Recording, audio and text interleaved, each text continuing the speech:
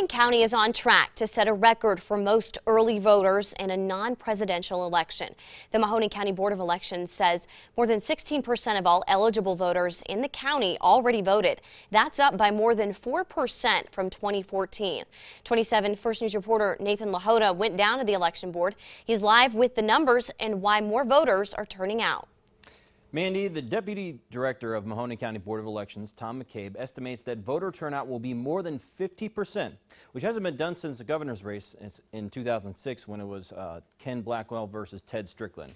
McCabe says a lot of it has to do with increased voter awareness, but some of it actually has to do with the convenience of early voting. I got my ballot with me, so I'm voting. Paul Dunleavy and his wife are among many Mahoning County voters that find early voting convenient because they can do it on their own time. We like to take them and take time and go over them. Even though we studied issues, most of them, she forgets because my wife was in a car accident, has some memory issues. And we just like doing it as a family. Being open for 30 days, you don't have to just take that one day of voting next Tuesday. They have opportunity to come anytime, weekends now. We're going to be open Saturday and Sunday this weekend. But for some, it's about making sure people actually show up to the polls and vote on issues they're passionate about. I could get around and tell all my people to get out and vote, pressure them. If they don't have a ride, I could take them to the polls and stuff. I feel it's so important in this election because there's so many things on the table that we need to consider, especially with our candidates. And the increase in early voters has been keeping poll workers busy.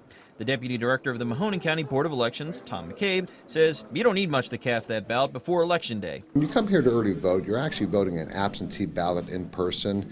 So we're going to need your either driver's license number or your last 4 digits of the Social Security number. If you didn't make the deadline to register to vote in this election, or you've just had an address or name change, Tom says you can still vote early with a provisional ballot. You can still come and vote, change your address at the Board of Elections, and you vote in your new location.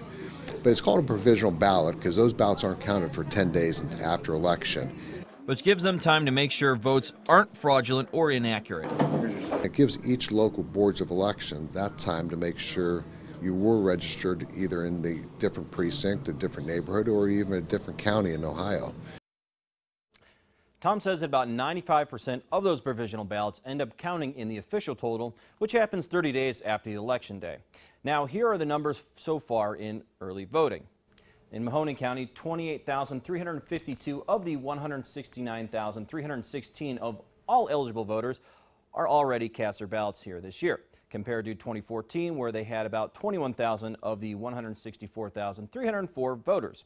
Trumbull County had about 4,000 more early voters in the last 4 years, and Columbiana County didn't see as much of an increase with only about 500 voters or so. Live in the studio, Nathan Lahota, WKBN 27 First News at 10.